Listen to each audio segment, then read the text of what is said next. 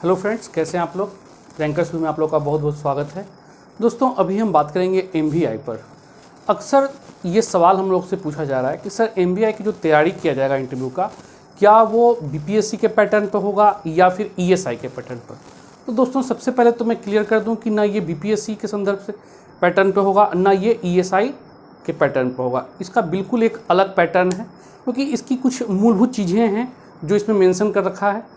हाँ, दोनों का समन्वय जरूर कर सकते हैं। इसमें BPSC से जो प्रशासनिक अप्रोच होता है वो पूछा जा सकता है, और ESI में जो फैक्चुअल है, खासतौर पर परिवहन प्रणाली के तहत ये पूछा जा सकता है। तो फिर इसका इंटरव्यू का जो तरीका है वो क्या होगा।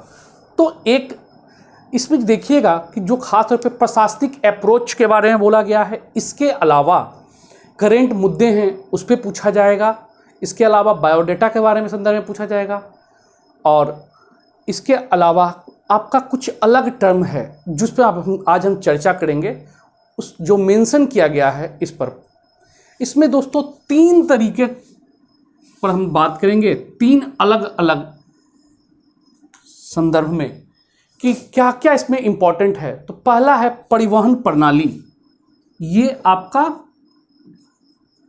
मूल क्वेश्चन का मूलतः परिवहन प्रणाली से पूछे जाएंगे।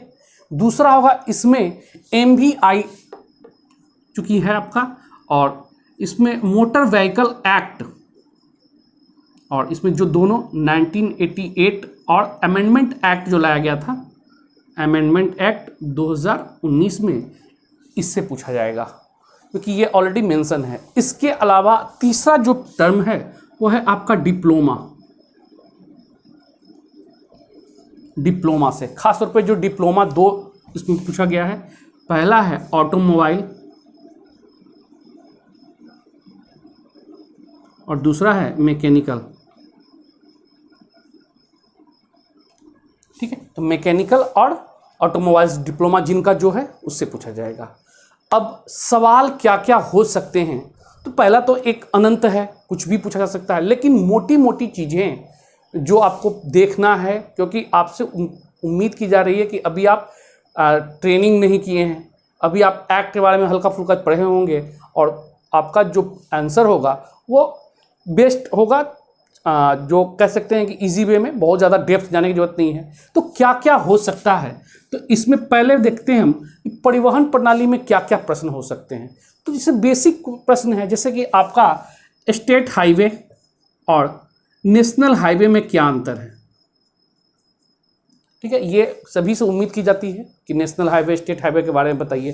फिर नेशनल हाईवे और एक्सप्रेसवे,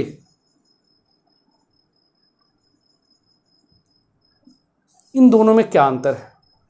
इसके अलावा नेशनल हाईवे और बिहार, मतलब कि बिहार से कौन कौन सा नेशनल हाईवे गुजरी है, बिहार का सबसे बड़ा NH कौन सा है, सबसे छोटा NH कौन सा है।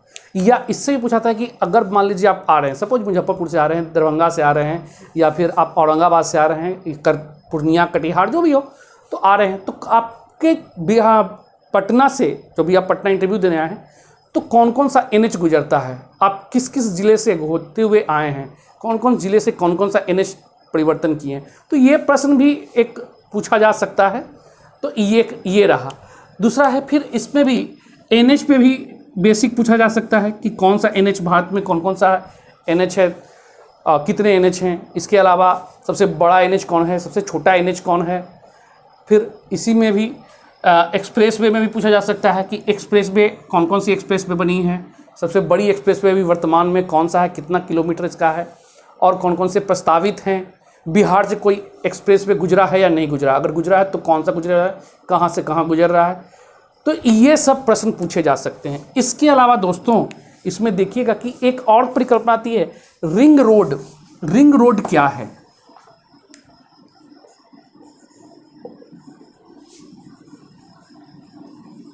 इससे संदर्भ में भी पूछा जा सकता है कि रिंग रोड का उद्देश्य क्या होता है, क्यों बनाया गया है।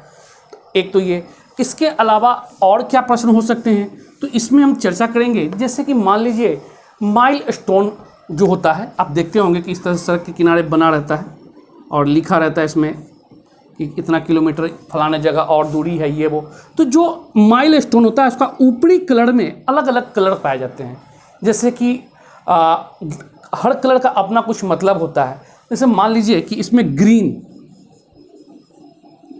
कलर का क्या उद्देश्य है, तो ये एक ज़िले से दूसरे ज़िले को जोड़ता है, मतलब ये स्टेट हाईवे का रंग होता है।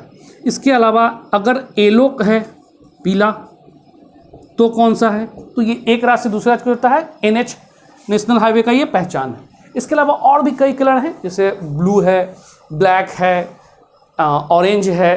तो ये सब कलर का अलग अलग मतलब है, और क्या मतलब है इससे पूछा जा सकता है। फिर इसके अलावा आप देखते हैं कि इसी में पूछा जा सकता है कि स्टेट जो खासतौर पे नेशनल हाईवे है उस पर अलग अलग संकेत होते हैं। जैसे देखिएगा ये स्टेट हाईवे पर कहीं कहीं पर बीच में टूटा टूटा सा बना होता है, इसका अर्थ क्या होता है। फिर इसी में आप देखिएगा कि एक सिंगल लाइन बनी होती है डायरेक्ट, जो कंटिन्यूअस खींची हुई रहती है, इसका अर्थ क्या है। फिर कहीं कहीं पर देखिए कि डबल हाईवे, उसका अर्थ क्या होता है। तो ये सब चूँकि हम लोग क्लास लिए हैं और बताए हैं इस पर, आप चाहें तो हमारे क्लास से जुड़ सकते हैं। हमारे संस्थान जो इंटरव्यू पर लगातार मेहनत करवा रही है इस चीज़ पर, MBI पर हो, ESI पर हो, BPSC में तो खैर आप लोग जानती हैं रैंकर्स व्यू का क्या स्थिति है। तो ये चीज़ें, तो इस सब का अर्थ क्या है, ये चीज़ें आपसे पूछी जा सकती है। ऐसे बता दे रहे हैं कि जो टूटा टूटा होता है उसका अर्थ यही होता है कि आप ओवरटेक कर सकते हैं। सिंगल लाइन है कि ओवरटेक कर सकते हैं, लेकिन ये रिस्की हो सकता है, ध्यानपूर्वक चलाएं। और डबल लाइन का मतलब होता है बिल्कुल आपको ओवरटेक नहीं करना है। तो ये सब चीज़ें हैं, और भी कई सारी चीज़ें इससे पूछी जा सकती है। फिर इसी के बाद एक और है, जैसे नेशनल हाईवे और एक्सप्रेस वे, एक देखते होंगे फ्रीवे क्या होता है, ये पूछा जा सकता है आपके। इसके अलावा परिवहन विभाग से, जैसे बिहार परिवहन विभाग का लोगो क्या है, नारा कौन कौन सा दिया गया है। इसके अलावा राष्ट्रीय सड़क सुरक्षा सप्ताह कब मनाया जाता है, इस वर्ष की थीम क्या थी, कब से मनाया जा रहा है। तो ऐसे प्रश्न होंगे जो आपके परिवहन प्रणाली से पूछे जाएंगे सकते हैं। तो इन सब चीज़ों को आपको ध्यान में लेकर चलना है। अब हम बात करते हैं मोटर व्हीकल एक्ट।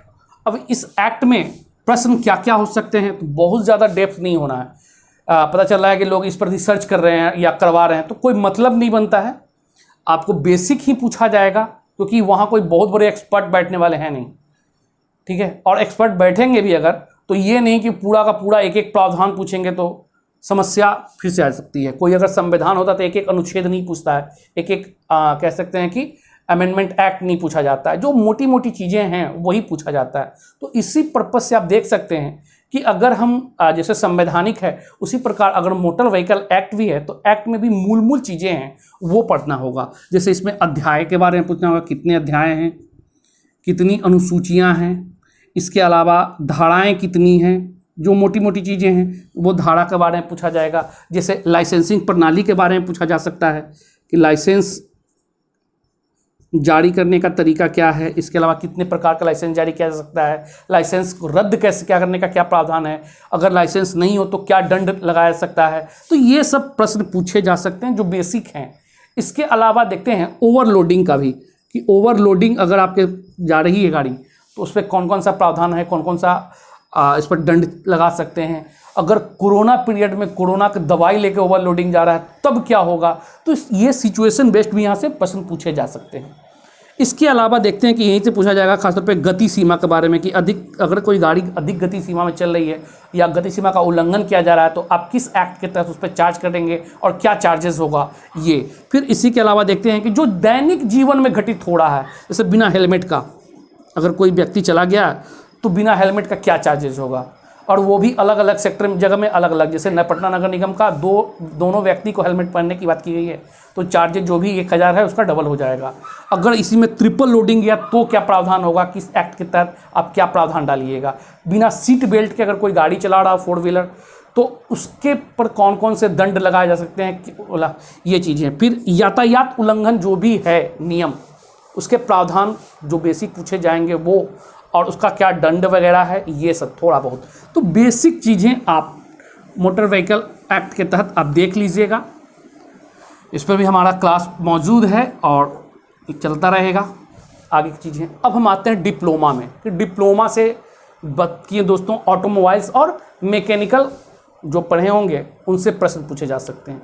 और ये जो प्रश्न होंगे बहुत ज़्यादा डेप्थ नहीं होगा, क्योंकि उम्मीद की जाती है कि बच्चे काफ़ी लंबे समय पहले तैयारी किए हैं और अब इतने दिनों के बाद एक एक जो टर्म है, जो सब्जेक्ट है, जो टॉपिक है, वो याद नहीं हो सकता है। तो बेसिक चीज़ें वही पूछा जाता है। जैसे कि मान लीजिए पूछता है ऑटोमोबाइल्स के बारे में कि जो गाड़ी की टायर होती है, टायर हमेशा काले रंग की क्यों होती है। अब ये इसे पढ़ने के लिए आपको लॉजिक बहुत ज़्यादा कॉन्सेप्ट जरूरत नहीं है, बस एक बार अगर पढ़े हैं और क्या कारण होता है, तो टायर का रंग काला क्यों होता है, अब इसे आराम से आप बता सकते हैं। तो इस प्रकार के प्रश्न। फिर टू स्ट्रोक और 4 स्ट्रोक में क्या अंतर है, ठीक है। फिर इसके अलावा इंजन में जो सीसी लगा होता है, ये सीसी से क्या तात्पर्य है। इसके अलावा हो सकता है DTSI जो अभी इंजन होता है वो क्या है। अभी मोटर व्हीकल में खासतौर पे देख रहे हैं कि बहुत डिस्कवर वगैरह में लगता है DTSI। ये DTSI है क्या,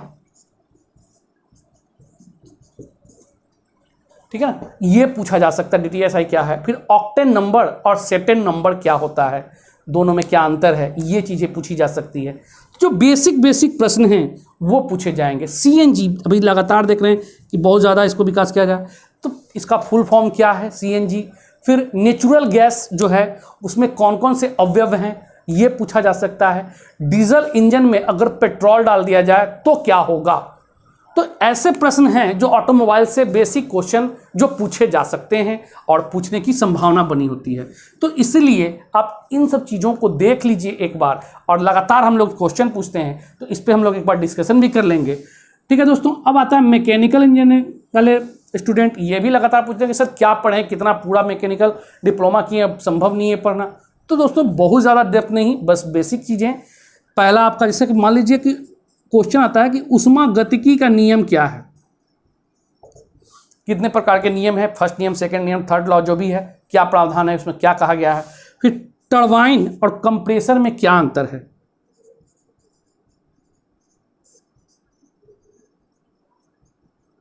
एकदम बेसिक क्वेश्चन है। टरबाइन और कंप्रेसर में क्या अंतर है। हीट एक्सचेंजर क्या होता है, ठीक है ना, हीट एक्सचेंजर क्या होता है। परमाणु संयंत्र जो लगे होते हैं वो कैसे कार्य करते हैं, ये प्रश्न हो सकता है। रेफ्रिजरेटर, परमाणु संयंत्र,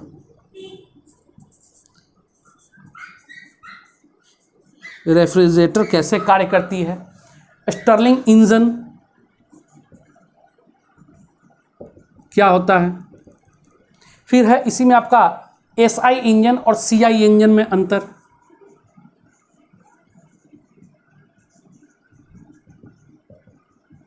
जो बेसिक प्रश्न है।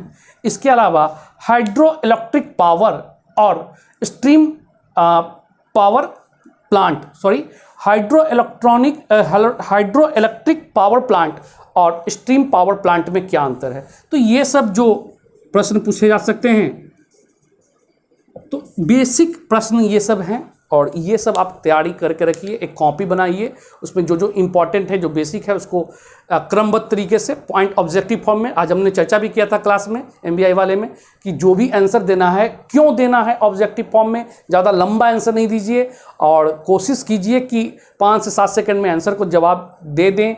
बहुत ज़्यादा सोचने की ज़रूरत नहीं है, अगर सोचते हैं तो सॉरी बोल के निकल सकते हैं। बहुत लंबा समय नहीं लेना है, क्योंकि आपके पास 10 से 12-15 मिनट हार्डली होगा इंटरव्यू देने के लिए। तो इसी में आपको चारों जो मेंबर होंगे सबको संतुष्ट करना है, अपने आंसर को अच्छे से डिलीवर करना है। तो ये सब चीज़ें हैं। और बाकी जो आपका बॉडी लैंग्वेज हो, या फिर आपका स्किल डेवलपमेंट है, या फिर आपका जो पर्सनालिटी डेवलपमेंट है, इस पर हम लोग चर्चा लगातार कर रहे हैं। जो आप लोग इंटरव्यू दिए होंगे वो बिल्कुल आप समझे होंगे कि क्या किन चीज़ों पर ध्यान देनी है।